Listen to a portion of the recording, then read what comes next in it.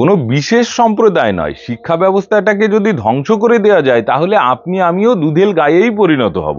কারণ যেখানে মূল্যবোধের চূড়ান্ত অভাব থাকবে, যেখানে আমাদের নিজের জীবন সম্পর্কে সচেতনতার অভাব থাকবে, তখন আমরা মানুষ তো থাকবো না, আমরাও দুধেল গায়েই পরিণত হব।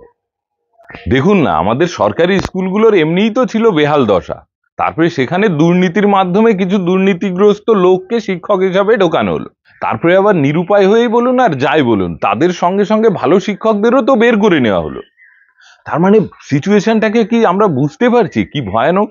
শিক্ষা জাতির মেরুদণ্ড, আর সেই মেরুদণ্ডটাকেই এখানে খোকলা করার চেষ্টা করা হচ্ছে।